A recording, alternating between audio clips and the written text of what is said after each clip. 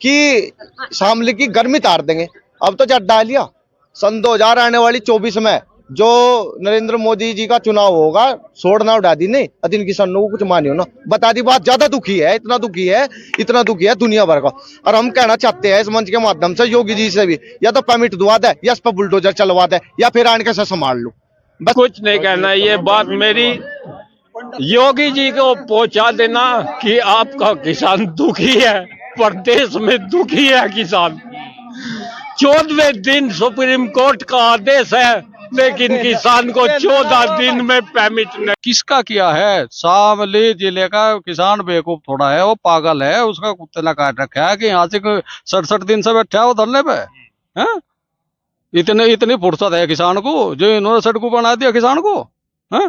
इनकी सोच गलत है। मेल वाला भी इनसे मिला हुआ है, ठीक है। कमीशन खोरी कर रहे हैं और क्या कर रहे हैं। राजनीति उम्र 78 साल है। 78 साल। हाँ, ये धरने प्रदर्शन की पहले भी होंगे मिलों में से ही?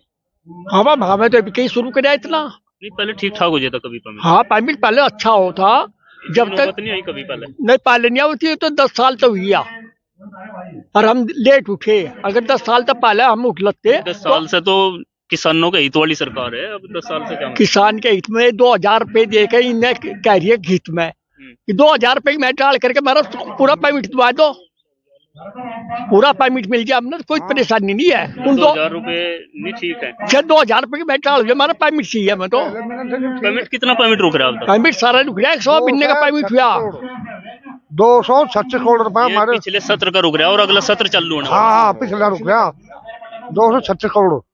उससे हमारा काम नहीं चलने का। चलाना पड़े तो थोड़ा आगे पीछे तो करना पड़ेगा। आगे पाछा का लोग सीमा भी तो हो किसी चीज की। ये तो सीमा पार की बात है। अगर हम आगे देना शुरू कर दिया तो पता नहीं सभी का तो लोग देगा यूं, और अगला तो यूं का तू राय खिलेगा। इबका अगर हमारी बात नहीं मानने का, इबका खड़वा फीलिंग होगा, ध्यान रखो। ये मील मालिक इतने खतरनाक है, वे बीमारी है, दोनों तरफ से इन पर हमला होगा। बोल का हाथों का प्रयोग नहीं करता किसान, अनुशासन के तरीके में अपना बोल का प्रयोग करेगा और गांधीवादी तरीके से बैठेगा। और मैं आपको एक और बात बताना चाहूँ, गांधीवादी तरीके तो बहुत होली पाऊंगा हम भगत सिंह वाली पे। गांधीवाड़ी से नहीं काम चल। अजय नहीं लो थोड़ी अकेले गए करे फट मारे दूसरा कॉल करे। यहाँ तो भगत सिंह वाले तरीके पाऊंगा भैया किसान। की फीस जा रही ना, मानला बिजली के बिल जा रहे लोगों के, ना खर्च करने को है। सारी समस्या ही समस्या कही सबके आकर कनेक्शन कट लग रहे गाँवों में। अच्छा, जो लाइट का कनेक्शन है पैसे ना देने की वजह हाँ, वे कट लग रहे रोज। और आपका पैसा इधर है और आपका पैसा हमारा इधर है किसान का। और बाइन की नीति में है, खोट इनका देने का विचार है नहीं। और अब कहीं चलता नहीं सही सलामत बिल्कुल भी। और रही वे भी मारे बैठे वहां, सिर्फ वे भी सब हम एक हैं। हम तो यहाँ से आकर नो बैठे मगर सड़क को हम ही से अंगे तक गिरेंगे। नो बैठे आप चैन पे बैठ गए बिल्कुल, जहाँ करना डले चैन पे बैठ गए। सारे इसका काम नहीं होने दे रहे, बंद कर देंगे सारा काम। इसका सारा काम बंद करेंगे भैया। सफाई तो करा दी होगी मील चलाने के लिए। सफाई नहीं तो यहाँ काम बंद पड़ा इसका, तो हटा दिया तो मजदूर भगा दिया। ऐसा सोना किस काम का जो कानून ने तोड़े, ऐसा मिल किस काम का जो परमिट ना दे। आप ही बताइए, औरतें सोना पहनती है, कानों में कुंडल पहनती है, अगर वे कुंडल कानों को तोड़ने लग जाए तो उसे पहनने से क्या फायदा, निकाल कर फेंक देना चाहिए। यानी कि जिस मील के सहारे आपकी रोजी रोटी, आपका गन्ना था, तमाम जरूरत पूरी होती, वही पूरी नहीं हो रही, वही पूरी नहीं, इसलिए ये मील अब जो है बोझ लगने लगा। बोझ लगने लगा। ये ऐसा दिखाई देता है, ये दुश्मन दिखाई देता है बिना परमिट के। जिस वक्त हमारा परमिट ये दबो बैठा है और अगली फसल के लिए हमें पैसे चाहिए थे, पैसे जेब में नहीं थे, औरतें कहने लगी बच्चा बीमार पड़ा हुआ था, मैं बोला कि भाई पैसे नहीं है, इसकी दवाई कैसे आए, खेत की दवाई कैसे आए।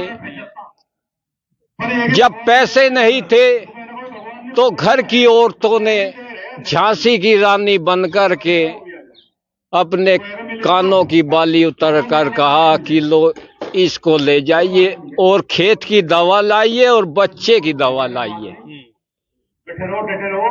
बच्चे की दवा आई 300 रुपए की, खेत की दवा आई 3000 रुपए की।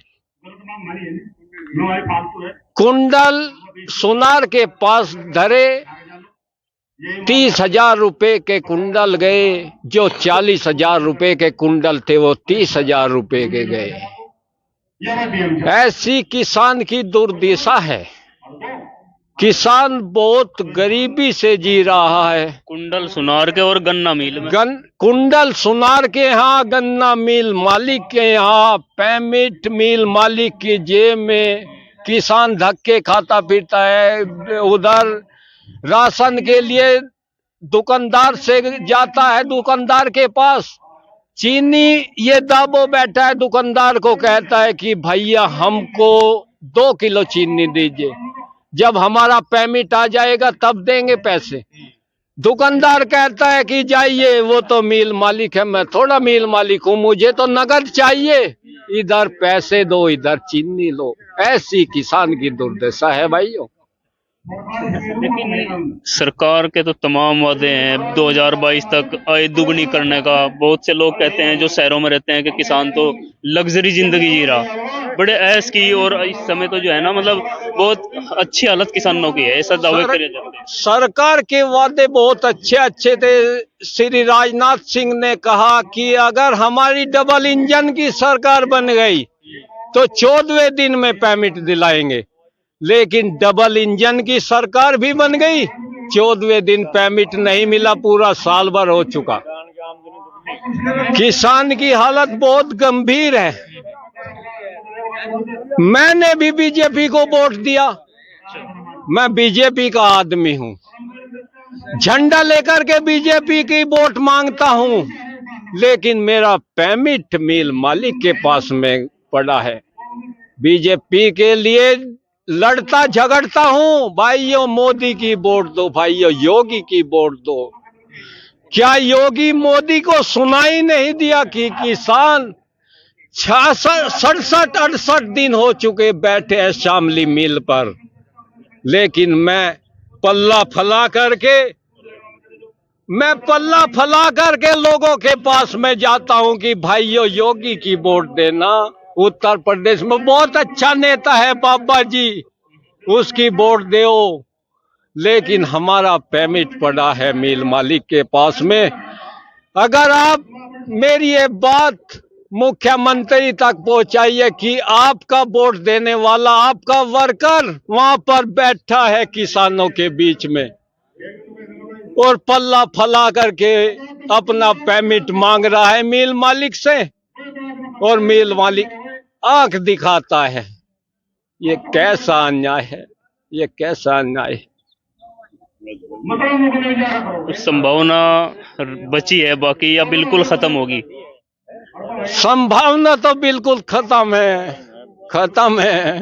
ये मिल मालिक रुआ रहा है किसानों को।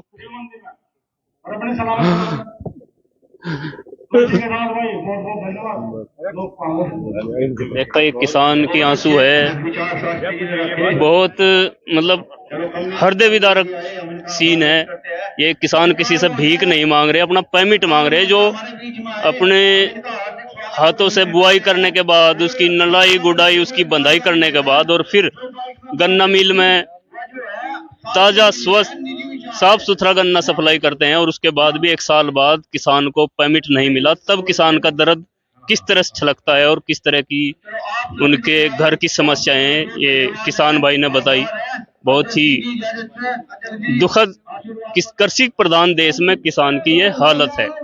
सरकार की बहुत तगड़ी गलती है, प्रशासन, शासन, डीएम सबकी गलती है, डीसीओ की गलती है।